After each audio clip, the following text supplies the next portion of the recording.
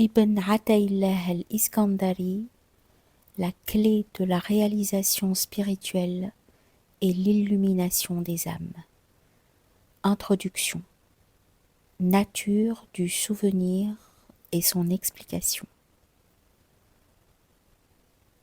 Le rappel de Dieu, dhikrullah, est une libération de l'ignorance et de notre propension à l'oubli, et ce, à travers la présence permanente du cœur avec la réalité.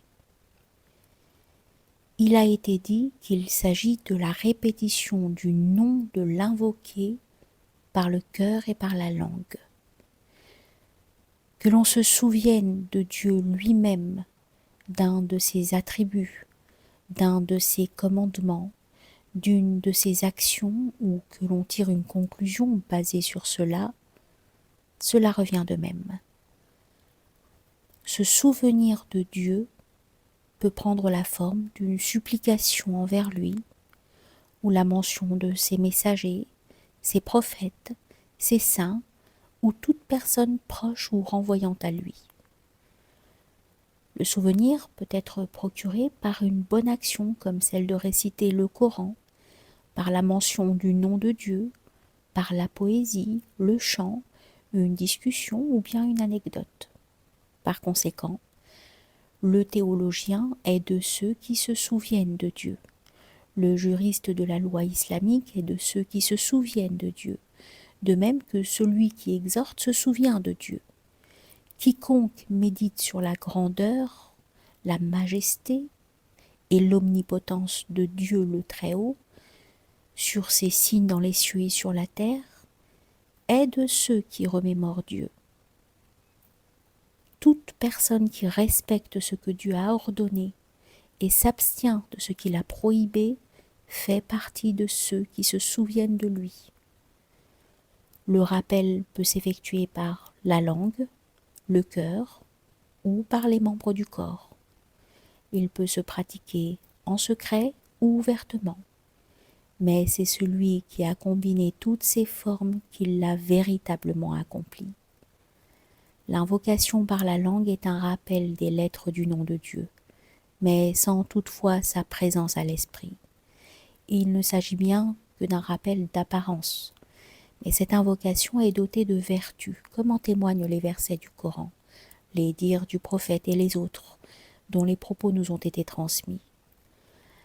L'invocation peut être limitée dans le temps et l'espace, ou bien non limitée.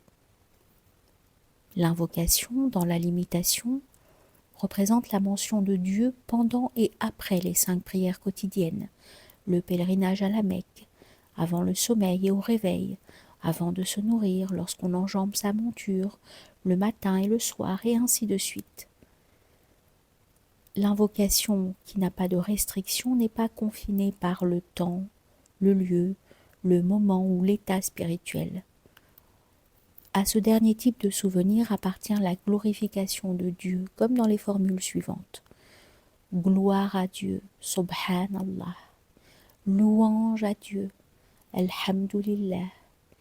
Il n'y a pas de divinité sinon Dieu. La ilaha illallah. Dieu est plus grand, Allahu Akbar. Et il n'y a pas de force ou de puissance sauf en Dieu, l'élevé, le suprême. La hawla wa la quwwata illa billahi al-ali al-azim. Puis il y a le souvenir qui inclut une supplication, par exemple « Seigneur, ne nous punis pas pour les fautes commises par oubli ou par erreur » ou bien une requête personnelle comme « Dieu bénit notre maître Mohammed ». Cette dernière a un effet bien plus grand sur le cœur du novice qu'une invocation sans requête, car celui qui procède à une supplication sent son cœur proche de celui qui l'implore. Le souvenir touche alors son cœur et l'enveloppe de crainte révérentielle. D'autres manières de se remémorer Dieu incluent la vigilance et l'activité, dans ce monde comme dans l'au-delà. La vigilance s'exprime dans des réflexions telles que Dieu est auprès de moi, Dieu me regarde, Dieu me voit, car dans ces paroles se trouve un regard attentif pour le bien-être du cœur.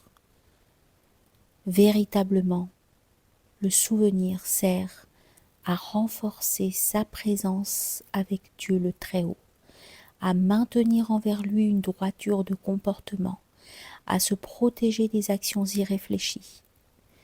Il sert à prendre refuge contre le diable et aide à entretenir l'attention du cœur pendant les actes de dévotion. Toute forme de dhikr possède un résultat qui lui est spécifiquement associé, et quelle que soit la forme pratiquée, elle accorde le pouvoir particulier qu'elle détient. Invoquer avec réceptivité et vigilance mène à l'illumination, mais seulement lorsqu'on s'accorde à l'invocation. L'imam al-Ghazali a dit « L'invocation est une réalité intérieure dans laquelle l'invoqué prend possession du cœur, tandis que l'invocateur est effacé et disparaît. Elle possède cependant 3 écorces, l'une d'entre elles plus proche du noyau que les autres. Le noyau est en vérité au-delà des 3 écorces, et pourtant les vertus de celle-ci sont dues au fait qu'elle représente le chemin vers le noyau.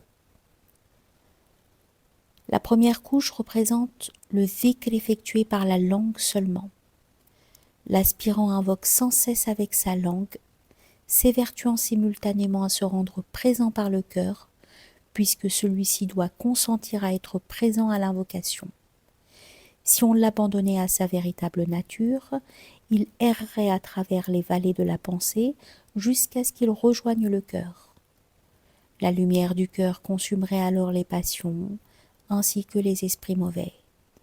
Sa propre invocation prendrait le pas, et celle de la langue s'affaiblirait. Le corps et l'âme s'empliraient de lumière, et le cœur serait purifié de tout autre que Dieu. À ce niveau, les tentations s'estompent et le diable ne trouve nulle demeure. Le cœur devient alors un réceptacle pour les inspirations et un miroir poli, capable de refléter les révélations divines et les perceptions gnostiques. Lorsque le souvenir se répand dans le cœur et se diffuse dans tout le corps, c'est alors que chaque membre du corps invoque Dieu selon son état spirituel.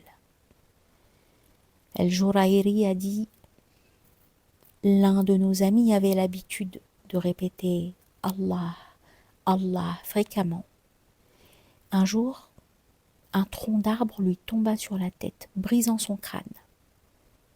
Le sang se déversa sur le sol, éplant « Allah, Allah ».